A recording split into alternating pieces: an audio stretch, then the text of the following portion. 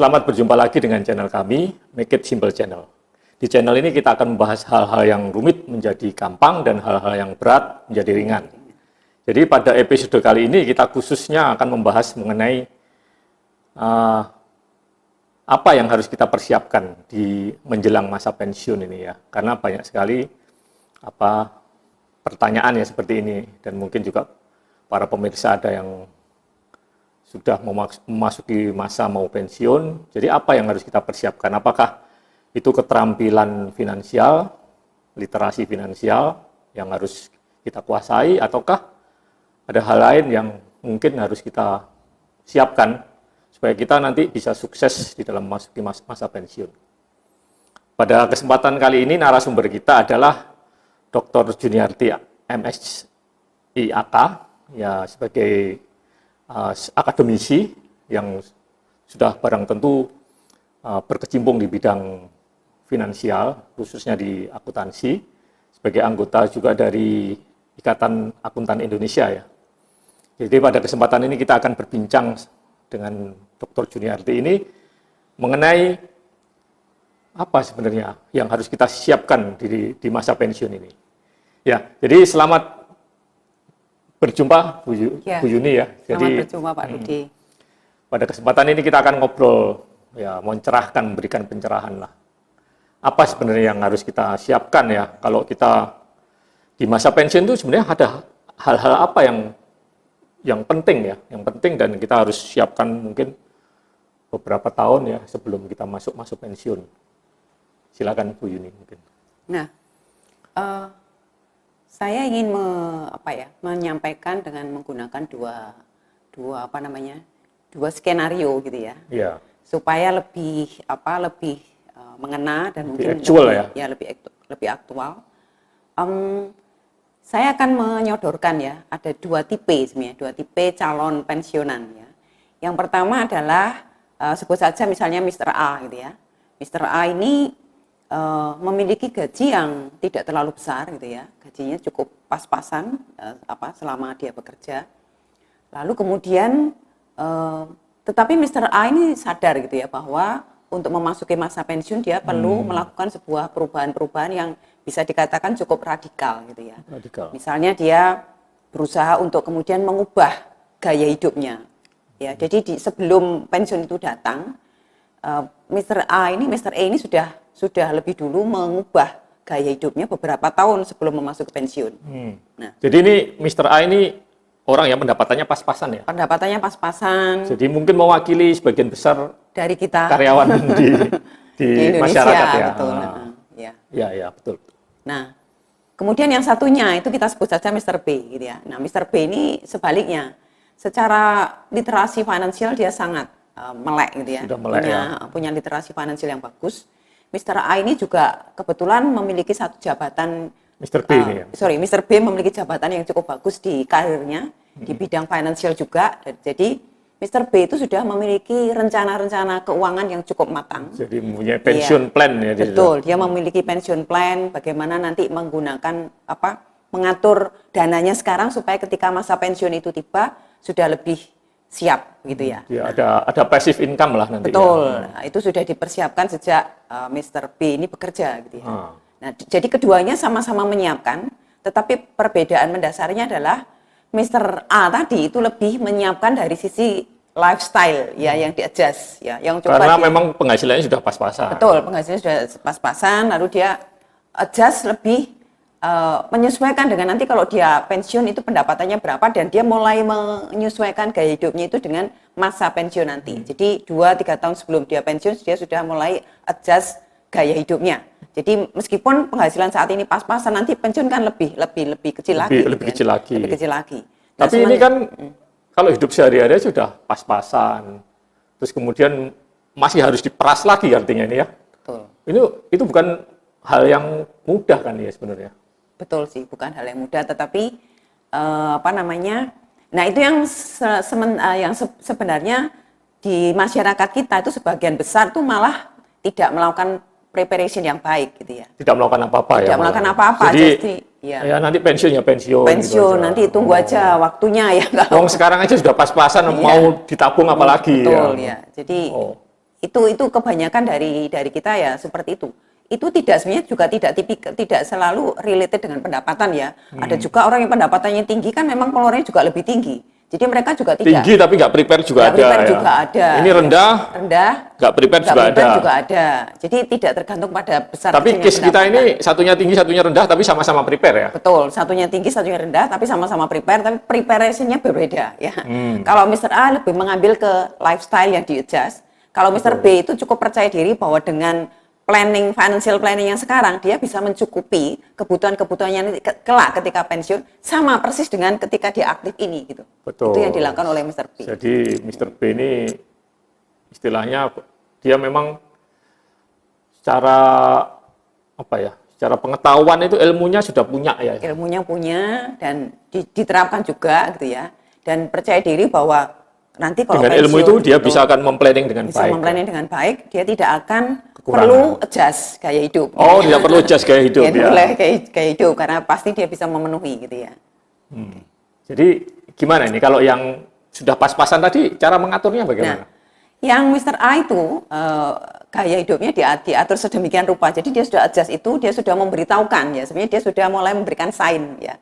Pertama tentu tanda-tanda sinyal-sinyal orang lain ya. Kepada orang lain dan kepada orang keluarga terdekat. dulu. Kepada keluarga dulu kan mesti diajak ngomong ya. Hmm. Jadi Mr. A itu mengajak ngomong keluarganya, istrinya bahwa kita nanti akan menghadapi masa-masa pensiun. Nah, jadi pengeluaran pendapatan akan berkurang, maka mesti harus di-adjust apa yang mesti dilakukan. Nah, dia diajak ngomong keluarganya, lalu dia juga mulai berpikir bagaimana untuk membuka usaha kecil-kecilan di rumahnya yang memang ada fasilitas garasi atau di teras rumahnya itu bisa dipakai untuk buka toko peracangan gitu ya. Tapi itu kan perlu modal ya sebenarnya. Ya. Tapi itu modalnya kan tidak besar. Dan itu jadi bisa mulai dari yang apa yang ada dulu ya. Dia menjual kebutuhan pokok itu kan memang diperlukan ya oleh tetangga kanan kiri. Nah, ini satu hal yang memang tidak mudah loh. Jadi kalau dulunya kita ini adalah seperti misalnya karyawan atau pegawai yang cukup, kemudian tiba-tiba membuka usaha di tempat kerja di rumah kita, itu sebenarnya memberitahukan kepada tetangga-tetangga bahwa kita sudah berbeda level kemakmurannya kan gitu ya.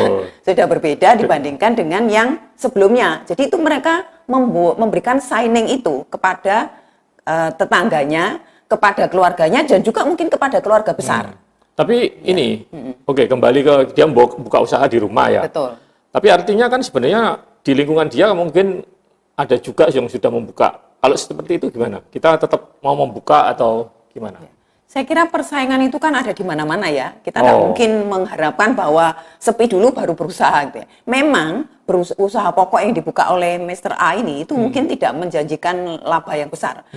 Tetapi paling tidak itu bisa mencukupi kebutuhan-kebutuhan pokoknya, dia tidak perlu mengeluarkan uang ya dari laba yang didapatkan dari jualan toko ini, barang-barang pokok di tokonya ini, itu bisa membantu untuk mengatasi kebutuhan pengeluaran kebutuhan pokok ya. gitu. Kemudian satu hal ini kan di lingkungan sosial mereka ya, di mata orang lain, di mata tetangga mungkin juga ini kan perubahan yang cukup drastis ya. Betul. Ini membutuhkan kesiapan mental kan ya pasti. Tidak mungkin kita tiba-tiba ya seperti tadi. Kita biasanya jadi konsumen kemudian kita produsen ya. Artinya kita uang kecil-kecil itu kita perhitungkan ya. Iya, betul.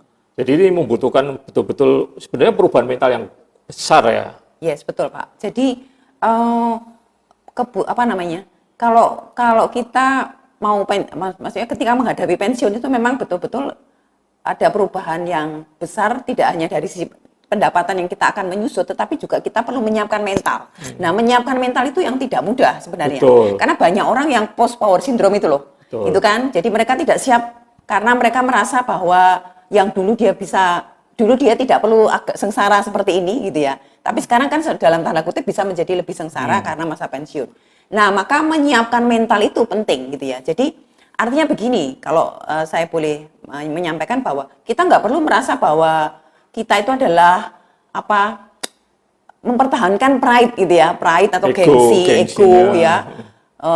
Tetapi nanti siapa yang bayar kebutuhan kita gitu ya. Cuman gini, di tetangga-tetangga kanan kiri itu biasanya ya, loh ini kan pegawai atau karyawan punya gaji, sementara tetangganya mungkin yang ya nggak punya pekerjaan tetap lah ya, pekerjaannya hanya sebagai toko itu biasanya cemburu gitu Oh loh. ya, Lihat, merasa loh, tersaingi. ya tersaingi. Ini kenapa sudah cukup kok masih membuka toko? Ini kalau saya nggak punya kerjaan ya wajar gitu loh. Kadang-kadang kan kita nggak tahu ya tetangga ada yang seperti itu gitu loh.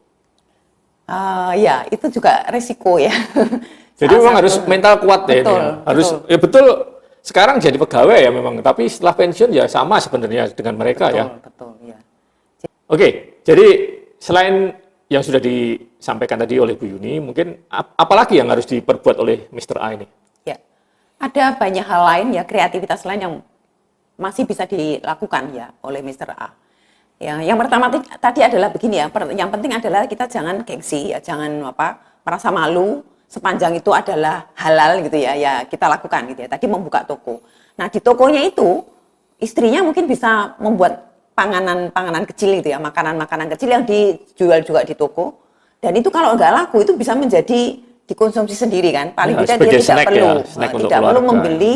Jadi gini, selain dia membuka toko, dia juga harus melihat-lihat apa pengeluaran lain yang bisa dikurangi ya atau ditiadakan dengan kemudian mensubstitusinya dengan cara lain, yaitu dia misalnya berjualan makanan di tokonya yang kecil tadi. Ya. Kemudian sembari dia jual makanan, kalau kemudian itu tidak terjual, paling tidak juga bisa dikonsumsi sendiri gitu kan ya. Daripada dia membeli daripada dia membeli, karena membeli kan mestinya jauh Jadi lebih mahal. pokoknya semua pengeluaran kalau bisa dipenuhi Sendiri, ya. betul. Jadi dari kebutuhan pokok, Betul. kemudian sampai makanan kecil juga Iya. ya. Bahkan mungkin dia bisa menggunakan lahan-lahan sempitnya yang ada di lantai atas atau di samping-samping kanan kiri rumah untuk menanam tanaman-tanaman yang bisa ditanam Toga itu sendiri. ya. Betul ya, apa aja itu ya bisa ditanam Toga sendiri. atau sayuran ya. Sayur-sayuran ya yang bisa menggunakan lahan yang ada. Kalaupun tidak punya lahan kan kita bisa pakai pot-pot atau hidroponik gitu kan. Nah, itu bisa diusahakan. Paling tidak kebutuhan sayur mayurnya terpenuhi, tidak perlu belanja kan gitu ya. Ya, betul. Jadi ini kebutuhan sehari-hari ditutup dari toko, dari jualan makanan kecil, dari menanam sendiri sayur-sayuran memanfaatkan lahan. Pekarangan di rumah ya untuk ya sayuran atau mungkin tanaman obat keluarga. Iya. Ya. Oke, mungkin ada lagi selain itu. Nah, Mr. A ini apa yang harus dilakukan? Apakah itu sudah cukup maksudnya? Nah, yang perlu lain juga adalah begini, jangan sampai Mr. A ini dan keluarganya sakit, gitu ya. Karena kalau sakit itu kan membutuhkan biaya yang tinggi. Nah, bagaimana caranya? Lifestyle-nya diubah juga dengan menjaga kesehatan. Misalnya dia olahraga pagi, kan ada lebih banyak waktu ya untuk, ya meskipun tidak ada waktu harus diadakan supaya lebih hidup sehat. Karena kalau dia sehat, dia tidak gampang sakit. Nanti pengeluaran untuk konsumsi selama sakit itu kan biasanya besar. Itu bisa dihindari ya, paling tidak dihindari dengan gaya hidup sehat. Lebih baik mencegah daripada mengobati. Betul, gitu ya. Jadi memang biaya pengobatan itu kan ya walaupun ada BPJS ya. Betul, tetapi kalau kita pas sakit itu kan butuh konsumsi yang lebih banyak ya, lebih nutrisinya lebih harus bagus, ya, vitamin. Nah, itu kan biaya dan itu besar. Nah, makanya Bapak Ibu yang memasuki masa pensiun, keluarganya juga disiapkan untuk menjaga gaya hidup sehatnya, misalnya dengan olahraga yang murah, jalan pagi lah, senam lah ya, senam, mungkin gitu ya. Nah, itu bisa sendiri, dilakukan. Ya senam-senam kecil ya mungkin seperti litinkung itu, Ya. litinkung, Dia bisa yoga juga bisa. Ya, bisa setel YouTube kemudian ikuti senamnya. Tapi yang kan? penting konsistensi itu kan ya. Betul. Nah. Konsistensi supaya dia betul-betul bisa olahraga setiap hari. Ya. Karena kalau konsistensi ini kan dibangun dari mindset yang penting, kesehatan itu penting. Betul. Selain tadi mungkin, nah tadi saya bilang bahwa jangan sampai sakit gitu ya. Kalaupun dia harus sakit, ya harus memanfaatkan BPJS. Jadi jangan lupa untuk membayar ya iuran BPJS-nya. Jadi iuran BPJS setelah pensiun harus dilanjutkan. Harus tetap dilanjutkan. Karena ini itu, sebagai asuransi betul, lah. dan itu sangat penting. Nah, daripada nanti sakit kita nggak ada BPJS juga. Wah itu menyusahkan orang nanti. Atau kita sendiri yang susah. Betul ya. Jadi usahakan kalau memang sakit ya pakailah fasilitas BPJS. Nah, oleh karena itu waktu pensiun jangan lupa untuk meneruskan membayar rutin iuran BPJS ketika itu diperlukan. Itu bisa dipakai karena biaya kesehatan itu sangat mahal. Nah, jangan juga merasa gengsi. Biasanya dulu ada yang beberapa waktu kita aktif gengsi sih memanfaatkan BPJS karena kan mesti antri kayak orang susah gitu kan ya. Mantri, terus kemudian tanggapan dari nakesnya itu beda. Nah, itu memang betul dia sih. cuek aja, loh ini BPJS. BPJS biasanya kan ya enggak di ini. Ya ada yang enggak, tapi kebanyakan begitu. Nah, itu begitu juga sih. Tapi ya sudahlah, kita terima saja karena bagaimanapun BPJS itu sangat membantu. Jadi jangan sampai tidak memanfaatkan BPJS ketika kita sakit. Nah, itu sangat perlu. Meskipun mungkin kita belum pensiun ya. Jadi ketika kita masa-masa aktif ini pun jangan lupa untuk memanfaatkan karena itu fasilitas itu sudah ada. Jadi kalau boleh diambil kesimpulan, ini Mr. A ini hal yang paling penting untuk disiapkan adalah mengubah lifestyle ya, Betul. gaya hidupnya ya, Betul. pola hidup sehari-hari. Betul. Bagaimana dengan Mr. B ini? Persiapannya kan sudah bagus ya, dia well prepared lah istilahnya. Ya, betul. Mr. B ini tadi kan memang dia literasi finansialnya bagus. Dia juga sudah prepare dengan baik menabung ya atau mendepositokan sebagian dananya. Dia memang gajinya berlebih. Oh, jadi Ya. memang dia untuk nabung itu memang bisa ya. Menabung itu tidak masalah bagi dia gitu ya. Jadi dia bisa menabung dan dia sudah prepare nanti kalau masa pensiun tiba, Mr. B tidak sama sekali tidak pernah memikirkan perubahan gaya hidup ya. Karena bagi Mr. B dia akan merasa bahwa cukup mampu dengan financial planning yang sudah dilakukan itu ya, karena dia sudah menyediakan dana untuk pensiunnya yang nantinya akan bisa dikonsumsi selama pensiun itu, dan dia karena bekerja di tempat yang bagus dia juga memiliki pesangon yang besar gitu ya. Nah, jadi itu membuat percaya dirinya Mr. B gitu ya dibandingkan Mr. A gitu ya. Nah, tetapi Mr. B ini lupa gitu ya. Ketika dia tidak merubah gaya hidup gitu ya. Artinya dia tidak memberikan signing apapun kepada lingkungan gitu ya, kepada keluarga paling tidak. Ya. Keluarga, anak-anak kan mesti siapkan bahwa berbeda nanti pendapatannya setelah papanya tidak lagi bekerja aktif gitu kan ya. Ya dengan sanak saudara juga ya. Sanak saudaranya juga perlu diberitahukan. Nah, karena Mr. B ini tergolong mampu gitu ya. Maka biasanya dia akan memang cukup royal dengan keluarga, yang ngajak makan, ngajak wisata dan segala macam. Masih liburan bersama keluarga. Masih makan di luar gitu ya. Rekreasi lah masih betul. ada. Jadi itu tidak sama sekali diubah gitu ya. Jadi dia tetap dengan gaya hidupnya seperti ketika dia aktif. Dengan persepsi atau dengan perhitungan gitu ya, bahwa itu cukup gitu dengan dana yang ada. Nah, masih memelihara atau menggunakan mobilnya. Nah, dia punya beberapa mobil, kebetulan anaknya ada 2 dan dua-duanya punya mobil, dan mobilnya dia ada 3 mobil, dan itu memang tidak dilego, tidak dijual gitu ya. Karena pertimbangannya adalah nanti cukup kalau ada keluarga besar mau pergi, mobilnya tidak cukup, dia bisa meminjamkan mobilnya seperti biasanya dilakukan. Mobil kan itu sebenarnya simbol atau gengsi simbol kemakmuran lah istilahnya. Nah, jadi dia tidak mengurangi, karena kalau nanti mobilnya dijual kan kelihatan nanti kemampuan ekonomisnya berkurang gitu ya. Seperti orang susah tadi. Seperti orang susah gitu ya. Lalu tetap juga dengan gaya hidup anak istrinya juga, ketika mereka sakit mereka tidak mau pakai fasilitas BPJS. Ya, karena tadi itu BPJS itu kan untuk orang susah. Nggak mau dipandang sebelah mata lah. Mereka nggak mau dipandang sebelah mata ya. Jadi tetap saja. Ya. Nah, benar. Jadi mereka tetap menikmati prestisnya yang dulu itu ya, sampai sekarang menjaganya seperti biasa gitu. Nah, apa yang terjadi? Nah, karena memang bagaimanapun ketika sudah prepare dan planning dengan baik, tapi kalau kita tidak disiplin ya, menggunakan sesuai dengan yang seharusnya gitu ya. Nah, tentu akan menjadi masalah, karena begini, makan keluar, ngajak wisata keluarga gitu ya, mobil yang perlu dipelihara banyak itu, terus kemudian sakit tidak mau ke BPJS. Artinya biaya hidupnya sebelum pensiun dan setelah pensiun sama ya. Padahal bagaimanapun pendapatan berkurang. Pasti turun ya. Betul. Walaupun dia punya passive income tadi kan. Betul. Ya? Deposito mungkin yang lainnya. Nah, deposito itu kan tidak mungkin dipakai dengan tidak mungkin menghasilkan sama seperti gajinya kan. Betul. Nah, ya deposito kira-kira bersih mungkin 2-3% aja kan. Betul. Nah, jadi Mr. B itu akhirnya mengalami malah yang namanya financial distress. Dia mengalami kesulitan keuangan justru. Kenapa? Karena dia tidak berubah gaya hidup. Karena pengeluaran-pengeluaran yang dulunya dikeluarkan pada masa aktif tetap dikeluarkan. Tetap ngajak keluarga makan keluar, keluarga besar wisata misalnya. Terus keluarga sakit juga tidak mau ikut pakai BPJS. Nah, membengkaklah pengeluarannya, dan mereka menggunakan biasanya jalan pintasnya untuk pengeluaran, bukan jalan pintas sih, style mereka biasanya cukup gesek kan, ya kan, pakai kartu kredit. Nah, jadi mereka masih mempertahankan kartu kredit kartu kreditnya juga dipakai, jadi tidak dikurangi, jadi tinggal gesek. Nah, kalau kurang pakai itu. Kurang pakai itu. Karena toh nanti dia masih punya deposito kan. Dia punya deposito, nah itu yang diinikan, dan dia juga punya beberapa pesangon yang tidak didepositokan tadi bisa untuk nambah-nambah. Tapi itu tidak bertahan lama, 2-3 tahun dia kolaps. Kenapa? Karena ya tidak bisa memenuhi kebutuhan yang sama, seperti ketika dia pensiun, dan di sisi lain dia juga tidak meng-create pekerjaan-pekerjaan baru seperti yang dilakukan oleh Mr. A. Nah itu yang menjadi. Jadi lifestyle-nya tidak dirubah. Kemudian dia tidak meng-create pekerjaan-pekerjaan baru, lalu kemudian meskipun dia punya financial planning yang baik, yang bagus, tapi itu tidak akan berbicara banyak, tidak akan sustainable. Ya, gitu. Walaupun dia punya passive income ya, dia mengandalkan passive income itu, tapi dengan pengeluaran yang ya masih relatif sama dengan sebelum pensiun. Ya, karena gaya hidupnya yang tidak diubah tadi. Jadi itu pasti akan kurang dan itu tidak disadari mungkin ya. Betul, tidak disadari.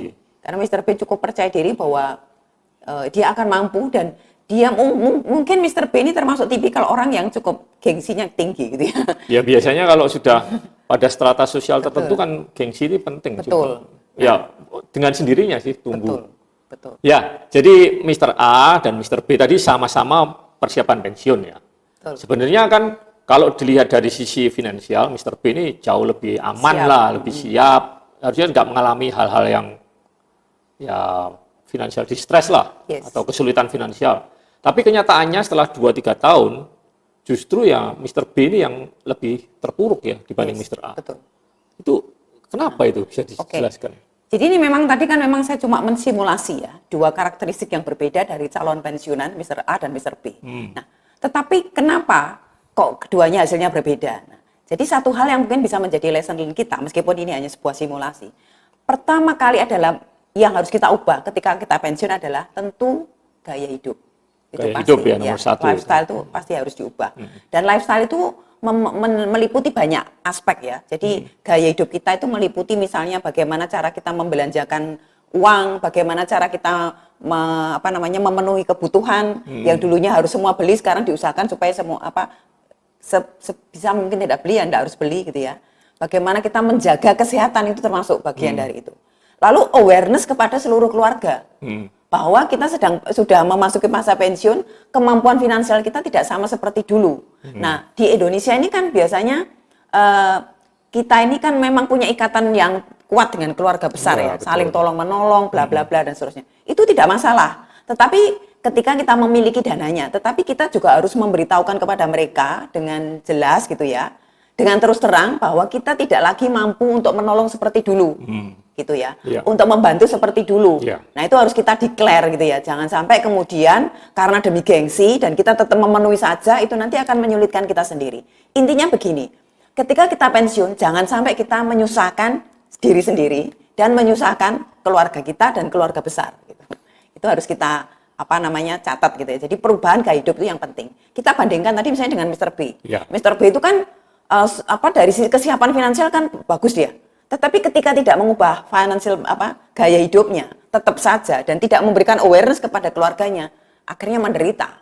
Tidak mungkin kita mengandalkan uang pensiun itu untuk hidup dengan gaya hidup yang sama seperti sebelum pensiun. Kecuali kita memang punya usaha-usaha baru ya. Jadi kesimpulannya, apakah sebenarnya gaya hidup ini atau apakah sebenarnya keterampilan finansial, literasi finansial yang sudah bagus itu tidak menjamin kita masa pensiun aman dan lebih malah justru ya mengubah gaya hidup itu lebih penting daripada kemampuan atau literasi finansial. Yang mana? Ya. Jadi begini, memiliki financial literasi itu bagus dan penting juga gitu ya. Tetapi gaya hidup itu jauh lebih signifikan dampaknya. Karena gaya hidup itu mempengaruhi berbagai macam aspek, dari bagaimana cara kita membelanjakan uang, bagaimana cara kita mengatur kesehatan dan segala macam gitu. Itu jauh lebih penting. Ketika gaya hidup diubah, maka kebutuhan finansialnya akan mengikuti. Nah, tetapi ketika gaya hidup kita tidak diubah, meskipun kita punya literasi finansial yang bagus, punya financial planning yang bagus, ketika gaya hidup tidak diubah, itu pasti akan hanya tunggu waktu gitu ya, bahwa kita akan mengalami kesulitan keuangan gitu ya. Dan itu kalau kita mengalami kesulitan keuangan, itu kita menyengsarakan diri sendiri, keluarga dan juga keluarga besar gitu ya. Itu yang perlu kita Jadi ini ya paradoks ya istilahnya itu sebenarnya. Mr. B ini ya punya karir yang mapan, mungkin dia pimpinan ya, gajinya besar, punya literasi finansial yang bagus, punya planning, sudah melakukan planning malah bagus. Tapi karena dia tidak mengubah gaya hidup dia dan keluarganya ya akhirnya dia nggak bisa mempertahankan keseimbangan finansial tadi. Akhirnya dia mengalami kesulitan finansial tadi ya. Jadi ini benar-benar paradok ya. Jadi ini artinya juga berita gembira bagi karyawan-karyawan yang penghasilan pas-pasan bahwa dia mungkin juga bisa merancang masa pensiun dengan lebih aman. Baik, ya, lebih aman. Jadi tidak tergantung pada besar kecilnya pendapatan. Ya, tapi tergantung bagaimana kita memiliki satu mental ya atau satu mindset gitu ya yang berubah gitu ya, yang mau diubah ketika memang menyadari bahwa mau tidak mau masa pensiun itu akan mengubah lifestyle kita gitu ya. Yang sebelum pensiun dibanding setelah pensiun tentu saja akan berbeda. Oke. Jadi terima kasih banyak Bu Juniarti sama-sama dan para pemirsa. Ini kajian kita atau bincang-bincang santai kita hari ini sangat penting ya, sangat penting bagi calon pensiunan. Satu hal yang harus kita ingat. Termasuk saya dan Pak Rudi kan ya? Ya betul. Tapi gini, saya ada satu catatan sebenarnya. Jadi kalau kita mengubah gaya hidup ya, perubahan itu bukan hal yang gampang. Betul. Jadi proses perubahan itu menyakitkan. Kita harus melepaskan ego. Kita harus mau berada pada titik nol. Dan kita harus, ya tadi, perubahan itu pertama kita harus mesti ada resisten kita, ada penolakan. Karena kita punya gengsi, punya ego. Dan itu perlu proses yang panjang dan itu bukan sekali berubah kemudian semuanya jadi gampang. Enggak, itu proses bertahun-tahun yang menyakitkan ya. Mungkin kita dicibir orang, mungkin ya dipandang sebelah mata. Jadi kita harus antri tidak lagi dianggap oleh mungkin keluarga besar atau masyarakat sekitar gitu kita kan ya. Dulu mengeluarkan uang dengan gampang, sekarang 1.000 2.000 dihitung. Betul. Kita malah jualan. Ya, itu jualan tuh mental yang menurunkan ego dan mental yang cukup besar. Jadi bicara mengenai perubahan itu memang ada proses yang harus kita lalui lah. Jadi itu yang penting itu ya kita mungkin dengan podcast ini kita sudah tahu kita harus mengubah gaya hidup, tapi how to-nya itu yang susah, yang harus kita jalani dan itu ada harga yang harus dibayar ya. Cuman kabar baiknya adalah bahwa semuanya baik itu penghasilan rendah, penghasilan tinggi, ya siapapun berhak untuk merancang masa depan, masa pensiun yang aman dan nyaman ya. Dan satu hal mungkin ya, gaya hidup itu kan memang seharusnya ini idealnya tidak memang idealnya adalah gaya hidup tidak mengikuti perubahan gaji. Kita mesti harus punya level gaya hidup tertentu sehingga ketika gaji kita mungkin nanti episode selanjutnya kita akan membahas bagaimana financial planning itu. Artinya kalau kita biasanya gaji 10 juta, pengeluaran 10 juta, gaji nanti 20 juta, pengeluaran 20 juta. Terus begitu. Jadi linear terus ya. Kalau seperti itu terus ya kita tidak bisa bebas finansial. Itu nanti kalau pensiun malah betul. Secara ketika pensiun malah lebih susah itu kalau gitu ya. Jadi itu kira-kira perbincangan kita dengan Ibu Juniarti, Dr. Juniarti MSI AK, seorang akademisi dan juga dosen. Dan saya juga YouTuber juga, dia membahas mengenai finansial dari sisi passive income ya, saham. Ya, silakan nanti bisa dilihat di linknya. Terima kasih atas perhatiannya dan salam Make It Simple Channel.